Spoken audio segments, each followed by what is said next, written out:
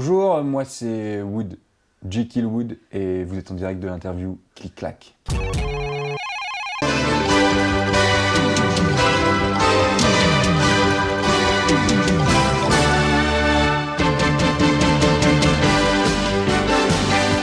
Effectivement, on pourrait penser que tout ça vient d'une manipulation génétique des plus douteuses. Pas du tout, c'est vraiment une inspiration de tous les jours. C'est vrai que j'étais très fan de MacGyver et Marty McFly, notamment quand j'étais petit. MacGyver pour son côté un petit peu bricolo, je bricole des trucs, je fais tout ça à ma sauce. Marty McFly plus le côté Johnny B. Good devant une foule déchaînée qui n'y comprend rien, devant un bon vieux rock bien rétro.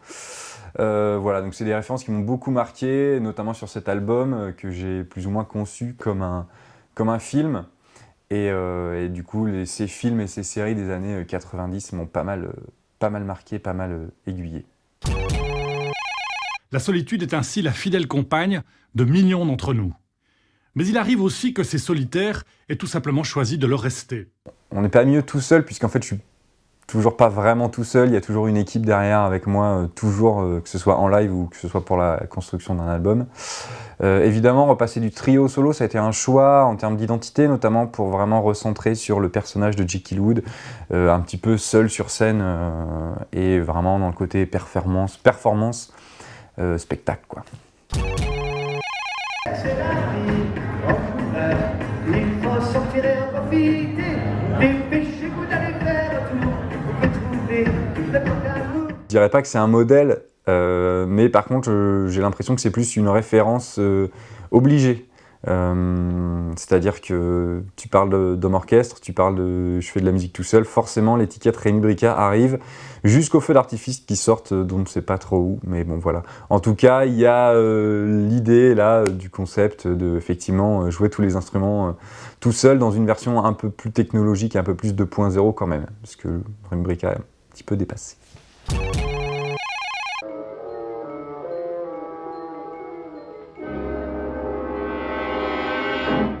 En vrai, ce serait surtout qui est mon Mr. Wood, puisqu'il y a bien évidemment dans cet album, dans les chansons, dans la construction, la dualité entre Mr. Jekyll et Mr. Wood, qui est également le titre d'un morceau de l'album. Mr. Jekyll, c'est celui qui assume plutôt son côté spectacle, showman, guitariste, guitar-héros un petit peu, quoi. Mr. Wood, c'est le mec un peu plus introspectif, c'est celui qui réfléchit, qui se pose des questions, qui est un peu plus mélancolique, voilà. Et la réunion des deux, ça fait Jekyll Wood, ça fait cet album Who You Are, et voilà.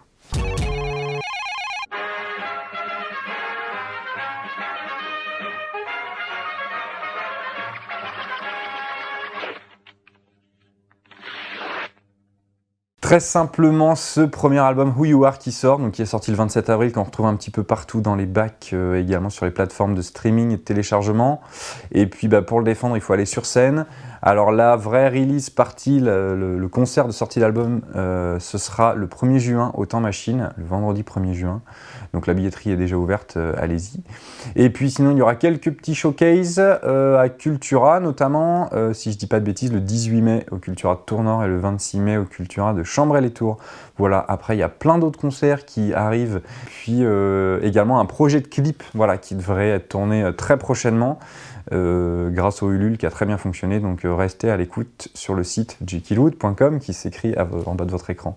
Voilà pour toutes ces infos. Et puis chaque soir c'est la même chose, la même montée d'angoisse avant de monter sur scène. C'est toujours la même prière, pourvu que ce soir il n'y ait aucun rappel. C'est toujours une question difficile. Je crois que les vrais moments, ils arrivent surtout en dehors de la scène. Les vrais moments les plus intenses, je veux dire, c'est quand les gens viennent te voir et te parlent de ce qu'ils ont ressenti en écoutant l'album, de ce que ça peut leur procurer, que ce soit pour s'évader de leur maladie, que ce soit parce que ça fait des années qu'ils te suivent, de l'époque où tu étais un petit gamin qui faisait des vidéos sur YouTube sans prétention, que ce soit parce que c'est une musique qui les accompagne au quotidien. Je crois que c'est vraiment les moments les plus forts, c'est quand tu descends de scène et que tu croises des visages vraiment de près, des gens qui te parlent et qui te disent ce qu'ils ressentent à l'écoute de la musique. Ça, c'est toujours difficile de répondre à ces moments. C'est vraiment difficile de trouver les mots pour répondre à ces moments-là. Voilà. Après, bah, la scène, c'est quand même sacrément cool aussi. Et bien évidemment que quand le morceau se termine, que c'est pas celui sur lequel tu t'attends le plus à faire bouger les gens et qu'il y a une ovation qui suit, ça brasse bien aussi. C'est cool. Je brille comme un bling bling bling bling bling bling bling bling sur le toit du building building building building building. M'acheter une grosse voiture également, louer les services de demoiselles pour aller se promener dans un gros jet et boire beaucoup de champagne, voilà.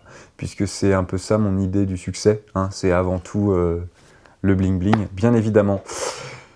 C'est pas du tout ça, c'est tout à fait la réalisation d'un clip avec The Wolfie, puisque ça fait des années que ça nous tiraille et qu'enfin on va prendre le temps de faire un super clip. Donc cette campagne Ulule qui a explosé les plafonds va nous permettre enfin de réaliser tout ça, si ce n'est qu'il faut juste qu'on trouve le temps de le faire. Mais voilà, ça va vraiment servir à ça. Là, en ce moment, justement, on est dans les envois des packs à tous les Ululeurs qui nous ont soutenus. Donc encore merci à vous, à tous ceux qui nous ont soutenus. C'est grâce à vous tout ça. Voilà. Fleur au soleil ne pourvoit, chaleur d'amour que vouloir. C'est un des dictons français les plus connus et cependant son sens ne saute pas forcément à la comprenette. Allez, pour la blague, je dirais que on peut tromper une fois 1000 personnes. On peut tromper 1000... Non, c'est pas... Alors, c'est quoi le truc déjà? On peut tromper 1000 fois une personne. Je crois que ça, c'est bon. On peut tromper... Non, alors attends. J'ai le droit de regarder sur Google ou pas? Voilà. Je vous laisserai couper là. Je trouve que c'est bien de ne pas conclure ce proverbe.